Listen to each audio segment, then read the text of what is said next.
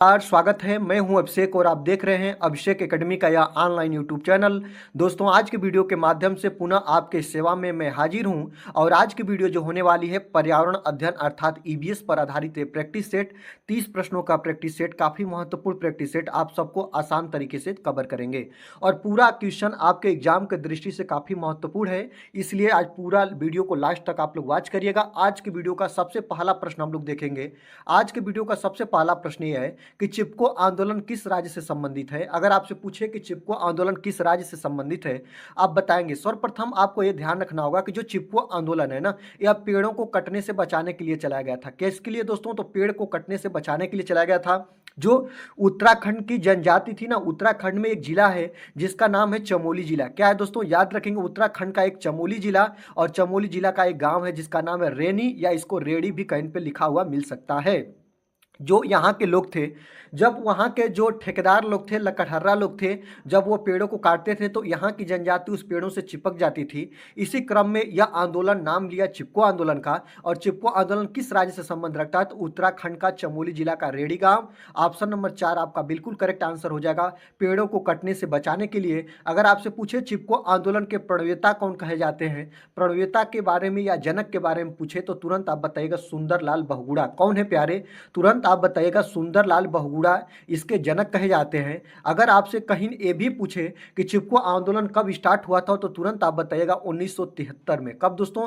तो 1973 में स्टार्ट हुआ था आपका चिपको आंदोलन। इसी क्रम में आपसे एक बार ये भी प्रश्न बन चुका है कि अपिको आंदोलन क्या है। तो अपिको आंदोलन भी पेड़ों को कटने से बचाने के लिए स्टार्ट हुआ था और यह किस राज्य से संबंध रखता है? तो कर्नाटक राज्य से। किससे दोस्तों? कर्नाटक राज्य से। ये भी पेड़ों को कटने से बचाने के लिए चला था। और आपको बता दें ये कब स्टार्ट हुआ था? तो 1983 में। कब प्यारे? 1983 में। अगर पूछे कि इसके जनक या प्रणेता किसे कहते हैं, तुरंत आप बताइएगा जो आपका पांडुरंग हेगड़े। क्या नाम है दोस्तों इनका? पांडुरंग हेगड़े इनके जनक या प्रणेता कहे जाते हैं। ये भी चीजों को आप लोग ध्यान रखिएगा। चलिए आगे देखते हैं। सेकंड नंबर क्वेश्चन की बात करिएगा। सेकंड नंबर क्वेश्चन क्या कह रहा है कि वातावरण में सबसे ज्यादा ओजोन का संकेंद्रण कहाँ हुआ है। ओजोन जो है दोस्तों याद रखेंगे, ओजोन एक परत है और ओजोन परत जो है ना दोस्तों याद रखेंगे ये लेयर है, लेयर। और जो आपका वायुमंडल है यह वायुमंडल अनेक परतों में बटा हुआ है। आपको ये भी पता है सबसे नीचे जो है ना क्षोभ मंडल है। क्या है प्यारे? क्षोभ मंडल है। और क्षोभ मंडल के बाद जो पड़ता है ना उसे हम लोग बोलते हैं समताप मंडल। और समताप मंडल का ही हिस्सा है आपका क्या? ओजोन परत, जिसको हम लोग किससे दर्शाते हैं? तो O3 से दर्शाते हैं। इससे बहुत ज्यादा यूपीटेट में प्रश्न बनते हैं। ये प्रश्न बनते हैं कि ओजोन परत से हमें क्या लाभ है। तो ओजोन परत जो होती है सूर्य की पराबैंगनी किरणों को, अल्ट्रावायलेट किरणों को पृथ्वी पर आने से रोकती है। अगर यह ओजोन परत सूर्य की पराबैंगनी किरणों को पृथ्वी पर आने से नहीं रोकती तो जब यह मानव शरीर पर ये जो इसकी प्रकाश है या इसके जो किरणें हैं वह डायरेक्ट पड़ेंगी तो जैसे मनुष्य को मोतियाबिंद या स्किन कैंसर संबंधित समस्याओं को झेलना पड़ेगा या उनको हो सकती है। तो वातावरण में सबसे ज्यादा ओजोन का संकेंद्रण कहाँ पे हुआ है? तो समताप मंडल में हुआ है। बहुत ज्यादा इससे प्रश्न बनता है। और समताप मंडल से आपसे ओजोन परत से एक प्रश्न बनता है, ओजोन दिवस कब मनाते हैं? तो प्रत्येक वर्ष के 16 सितंबर को ओजोन दिवस मनाते हैं। ओजोन परत है सूर्य की पराबैंगनी किरणों को पृथ्वी पर आने से रोकती है। ये भी चीजें आप लोग ध्यान रखिएगा।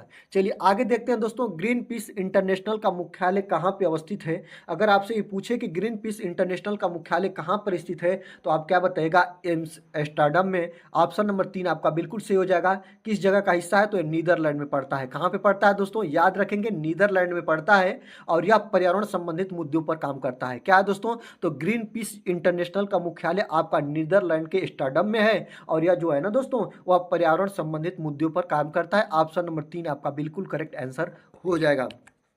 चलिए आगे देखते हैं। भारतीय संसद द्वारा जैव विविधता अधिनियम पारित किया गया था। तो भारतीय संसद द्वारा जैव विविधता अधिनियम जो था दोस्तों 11 दिसंबर सन 2002 को पारित किया गया था।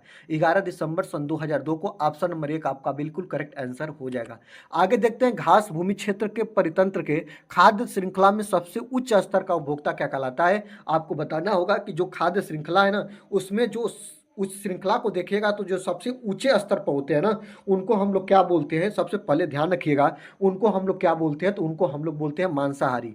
तो घास भूमि क्षेत्र परितंत्र के खाद्य श्रृंखला में सबसे उच्च स्तर का जो उपभोक्ता होता है ना उससे हम लोग मांसाहारी बोलते हैं। ऑप्शन नंबर 3 आपका बिल्कुल सही हो जाएगा। नीचे आप लोग देखते हैं ना उत्पादक होते हैं, पुनः उसके बाद आपका प्राथमिक उपभोक्ता, द्वितीयक, तृतीयक और इसी क्रम में हम लोग इसको देखते हैं, नीचे से ऊपर बढ़ता क्रम चला जाता है। तो घास भूमि क्षेत्र के परितंत्र के खाद्य श्रृंखला में सबसे उच्च स्तर का जो उपभोक्ता होता है उसे हम लोग मांसाहारी का नाम देते हैं। ऑप्शन नंबर 3 आपका बिल्कुल करेक्ट आंसर हो जाएगा। आगे देखते हैं, निम्नलिखित में से कौन जैव मंडल का अजैविक घटक नहीं है? अजैविक घटक नहीं है मतलब कि जैविक घटक है। अब इनमें से हमें क्या देखना है, जैविक घटक कौन सा है, आपको यही देखना है। फास्फोरस क्या है? अजैविक घटक है।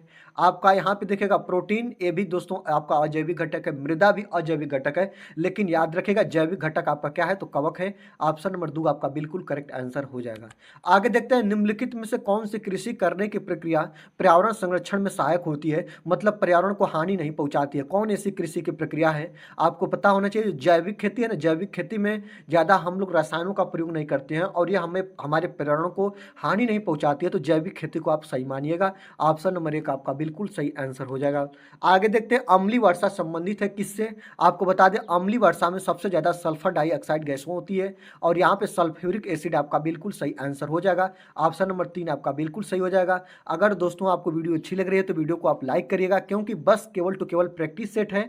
मेरी तबीयत इतना अच्छी नहीं है कि मैं आपके लिए एक्सप्लेन कर सकूं चीज़ें, केवल आपको एक प्रैक्टिस कराने की दृष्टि से एक छोटी से छोटी वीडियो में आपको इस समय प्रोवाइड करा रहा हूं। इसलिए आपसे मेरा एक विनम्र निवेदन रहेगा कि अगर आप चैनल पर नए हैं तो चैनल को सब्सक्राइब कर लीजिएगा, बेल आइकन को प्रेस करिएगा, वीडियो अच्छी लगी तो वीडियो को लाइक करिएगा। और चलिए आगे देखते हैं दोस्तों, 9 नंबर का बात देखिएगा, WWF से क्या आशय है? WWF का फुल फॉर्म क्या होता है? तो वर्ल्ड वाइल्ड लाइफ फंड होता है दोस्तों, याद रखिएगा। ऑप्शन नंबर 2 आपका बिल्कुल करेक्ट आंसर हो जाएगा। इसी में बहुत ज़्यादा पूछता है, एलपीजी का full farm liquefied petroleum gas होता है, ये भी चीज़ याद रखिएगा। सीएनजी का फुल फार्म पूछता है कंप्रेस्ड नेचुरल गैस, संपीड़ित प्राकृतिक गैस होता है, ये भी आपका बहुत बार पूछा है, तो इसको भी आप लोग ध्यान रखिएगा। यहाँ पे देखिएगा सीओ पूछता है, सीओ क्या होता है? कार्बन मोनोऑक्साइड गैस होता है, यह वाहनों के साइलेंसर से निकलता है, इसको भी आप लोग ध्यान रखिएगा, ये चीज़ों को ध्यान रखिएगा। CO2 पूछता है, कार्बन डाइऑक्साइड गैस बोलते हैं, जो इसको मनुष्य निष्कासित करता है, पेड़ पौधे अपने भोजन बनाने में इसका उपयोग करते हैं। ऑक्सीजन गैस पूछता है, ऑक्सीजन जो होता है मनुष्य इसको सेवन करते हैं, और जो पेड़ पौधे होते हैं प्रकाश संश्लेषण क्रिया के दौरान इसे मुक्त करते हैं, ये भी चीज़ें ध्यान रखिएगा। फूलों की घाटी कहाँ पे अवस्थित है? अगर आपसे पूछे फूलों की घाटी कहाँ पे अवस्थित है, तो फूलों की घाटी आपका उत्तराखंड राज्य में। कहाँ पे दोस्तों? उत्तराखंड में। ऑप्शन नंबर 1 आपका बिल्कुल सही हो जाएगा। उत्तराखंड में जो राष्ट्रीय उद्यान है ना, बहुत ज़्यादा पूछता है, फूलों की घाटी राष्ट्रीय उद्यान कहाँ है? उत्तराखंड में है। आपसे पूछता है कि नंदा देवी राष्ट्रीय उद्यान कहाँ है? तो उत्तराखंड में है। आपका जिम कॉर्बेट राष्ट्रीय उद्यान कहाँ पे है? तो ये भी आपका वहीं पे है दोस्तों। आपका पूछता है गोविंद राष्ट्रीय उद्यान कहाँ पे है? तो ये भी दोस्तों आपका कहाँ पे है? उत्तराखंड में ही है। इतनी चीज़ों को आप लोग बिल्कुल ध्यान रखिएगा। आपसे प्रश्न बन जाता है कि राजा जी राष्ट्रीय उद्यान कहाँ है? तो राजा जी राष्ट्रीय उद्यान भी आपका कहाँ है दोस्तों? उत्तराखंड में ही है। उत्तराखंड में इतने जो राष्ट्रीय उद्यान है ना, बहुत ज़्यादा पूछता है, इसलिए आप लोग इसको ध्यान रखिएगा। चलिए आगे देखते हैं, भारत में निम्नलिखित में से कौन सी एजेंसी मुख्य रूप से प्रदूषण मापन से संबंधित है? अगर पॉल्यूशन मापन या पॉल्यूशन का मेजरमेंट कौन सी एजेंसी करती है, तो आपको बताना होना चाहिए कि केंद्रीय प्रदूषण नियंत्रण बोर्ड, जो जिसका मुख्यालय कहाँ पे दोस्तों? नई दिल्ली में है। और यह जो है ना, भारत में प्रदूषण नियंत्रण का कार्य या प्रदूषण मापन का कार्य करती है। ऑप्शन नंबर 3 आपका बिल्कुल सही हो जाएगा। जो केंद्रीय प्रदूषण नियंत्रण बोर्ड है ना, वह भारत में ये मुख्य एजेंसी है जो प्रदूषण मापन का कार्य करती है। ऑप्शन नंबर 3 आपका बिल्कुल सही आंसर हो जाएगा। इस बातों को याद रखिएगा। एक प्रश्न आपसे मैं और बता दूं, बीओडी बहुत ज़्यादा पूछता है, बायो ऑक्सीजन केमिकल डिमांड जो होता है दोस्तों। आगे देखिएगा, यह जो होता है ना, यह प्रदूषित जल को मापने का है। जैसे जल होता है ना, वह प्रदूषित है कि शुद्ध है, इसका मापन बीओडी के माध्यम से करते हैं, याद रखेंगे। बायो केमिकल ऑक्सीजन डिमांड इसका फुल फॉर्म होता है। इस चीज़ों को आप लोग याद रखिएगा। आगे देखते हैं, 12 नंबर की बात देखिएगा दोस्तों। 12 नंबर क्या कह रहा है कि जो आपका कोटोपाक्सी एक जागृत ज्वालामुखी है, जो अवस्थित है कहाँ पे दोस्तों? तो याद रखेंगे, जो कोटोपाक्सी है वह एंडीज में है। कहाँ पे दोस्तों? तो वह एंडीज में है, जागृत ज्वालामुखी है। ऑप्शन नंबर 2 आपका बिल्कुल करेक्ट आंसर हो जाएगा। आगे देखते हैं, तिब्बत की सांगपो नदी भारत में जानी जाती है किस नाम से? तो जो तिब्बत की सांगपो नदी है ना, भारत में ब्रह्मपुत्रा के नाम से जानी जाती है। किसके नाम से दोस्तों? ब्रह्मपुत्रा के नाम से जानी जाती है। इस बात को याद रखेंगे, इस चीज़ों को आप लोग ध्यान रखिएगा। चलिए आगे देखते हैं, निम्न में से कहां आर्सेनिक द्वारा जल प्रदूषण ज्यादा होता है? आपको बता दें, आर्सेनिक के द्वारा जल प्रदूषण भारत में कहां पे ज्यादा होता है? तो पश्चिम बंगाल में होता है। ऑप्शन नंबर 1 आपका बिल्कुल सही आंसर हो जाएगा। भारत में पश्चिमी घाट के दक्कन शुष्क हैं, क्योंकि आपको बताना होगा जो भारत में पश्चिमी घाट के जो दक्कन है वह शुष्क है, क्योंकि वहां पर रैन शैडो प्रभाव देखने को मिलता है। क्या देखने को मिलता है दोस्तों? रैन शैडो प्रभाव। ऑप्शन नंबर 2 आपका बिल्कुल सही आंसर हो जाएगा।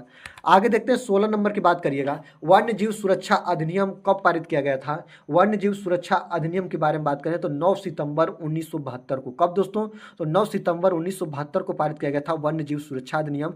जितने वन में निवास करने वाले जीव जंतु हैं उनके, जो आप लोग जानते हैं ना, उनके क्या कहते हैं इसको दोस्तों, उनको मारना या पकड़ना या उनका जैसे कि लोग खाने वाले शिकार होते हैं ना, शिकारी होते हैं, शिकार करते हैं, शिकार पर रोक लगा दिया गया था वन्य जीव सुरक्षा अधिनियम 1972 में, जो 9 सितंबर को पारित करके कर दिया गया था दोस्तों। आगे देखते हैं, वायुमंडल की ऊपरी सीमा पर प्रति इकाई क्षेत्र में प्राप्त होने वाली सौर विकिरण क्या कहलाती है। तो जो वायुमंडल की ऊपरी सीमा पर प्रति इकाई क्षेत्र में प्राप्त होने वाली जो सौर विकिरण होती है उसे हम लोग सौर स्थिरांक बोलते हैं। क्या बोलते हैं दोस्तों, सौर स्थिरांक बोलते हैं। ऑप्शन नंबर 2 आपका बिल्कुल सही आंसर हो जाएगा। आगे देखते हैं, किस देश के संविधान से मौलिक कर्तव्य लिए गए हैं। तो मौलिक कर्तव्य की बात करेंगे दोस्तों कि मौलिक कर्तव्य कहाँ से लिया गया है, तो यूएसएसआर से लिया गया है। इस बात को याद रखेंगे। 42वां संविधान संशोधन 1976 द्वारा इसे जोड़ा गया था। इस बात को याद रखेंगे। 42वां संविधान संशोधन 1976 द्वारा मौलिक कर्तव्य को जोड़ा गया और यूएसएसआर से लिया गया है। इस बात को याद रखेंगे, इस चीज़ों को ध्यान रखिएगा। आगे देखते हैं दोस्तों, एलपीजी के संदर्भ में क्या असत्य है, मतलब क्या गलत है। मीथेन उत्सर्जन करने वाला है या उच्च उष्मीमान है, इसका नीले ज्वाला के साथ जलने वाला है, एक स्वच्छ ईंधन है। ये भी बात सही है, ये भी बात सही है, ये भी बात सही है, लेकिन क्या असत्य है, तो असत्य ही आपका सही होगा, यही गलत है दोस्तों। ऑप्शन नंबर 1 आपका बिल्कुल सही आंसर हो जाएगा। आगे देखते हैं कि पारिस्थितिकी तंत्र के घटक कौन होते हैं। तो पारिस्थितिकी तंत्र में आप लोगों ने देखा भी है, उत्पादक, उपभोक्ता और अपघटक आते हैं। ऑप्शन नंबर 1 आपका बिल्कुल सही आंसर हो जाएगा। आगे देखते हैं कि देशांतरी दूरी 1 घंटे के समय अंतराल के बराबर होती है। तो कितने, याद रखिएगा, जो देशांतरी दूरी होती है 1 घंटे के समय अंतराल के बराबर कितनी होती है। आपको पता है कि 24 घंटे में जो देशांतरी सुई है वह कितने डिग्री मूव करती है, कितने डिग्री घूमती है, 360 डिग्री। तो 1 घंटा में वो कितने डिग्री घूमेगी, तो 360 बटा के 24 हो जाएगा। 24 इसमें आप लोग भाग करिएगा, आपका 15 डिग्री मिलेगा। ऑप्शन नंबर 1 आपका बिल्कुल सही आंसर हो जाएगा। आगे देखते हैं, इकोसिस्टम शब्द का प्रयोग सर्वप्रथम किसने किया था। अगर आपसे पूछे कि इकोसिस्टम शब्द का प्रयोग एजी टांसलेक द्वारा सर्वप्रथम किया गया था, कब दोस्तों, एजी टांसलेक द्वारा। ऑप्शन नंबर 3 आपका बिल्कुल सही आंसर हो जाएगा। आगे देखते हैं, ध्रुव तारा कहा जाता है किस तारे को। तो उत्तरी तारे को ध्रुव तारा का नाम देते हैं। बहुत बार मैंने सब प्रश्न आपके लिए कवर करा दिया हूं, तो इसलिए आप लोग इसको देखते रहिएगा। वो ध्रुव तारे किसे बोलते हैं, तो उत्तरी तारे को ध्रुव तारे बोलते हैं। अगर वीडियो अच्छी लग रही है तो लाइक जरूर करिएगा दोस्तों, क्योंकि मेरी जो तबीयत है, सेहत है, उतनी अच्छी नहीं है कि आपको मैं एक्सप्लेन कर सकूं। केवल मुझे ये ध्येय होता है कि आपसे मैं प्रतिदिन रूबरू हूं, इसलिए मैं आप लोगों को इतने बुरा समय में भी आपके लिए मैं वीडियो प्रोवाइड करा रहा हूं। तो आप लोग वीडियो को लाइक जरूर करिएगा दोस्तों। 24 नंबर की बात करिएगा कि भारत में प्रोजेक्ट टाइगर कब प्रारंभ किया गया था। तो याद रखेंगे 1973 में। कब दोस्तों, तो प्रोजेक्ट टाइगर की बात करिएगा तो 1973 में से प्रारंभ किया गया था। ऑप्शन नंबर 2 आपका बिल्कुल करेक्ट आंसर हो जाएगा। आगे देखते हैं, कान्हा राष्ट्रीय उद्यान भारत के किस राज्य में है। तो मध्य प्रदेश में। कहाँ पे है दोस्तों, तो मध्य प्रदेश में कान्हा राष्ट्रीय उद्यान।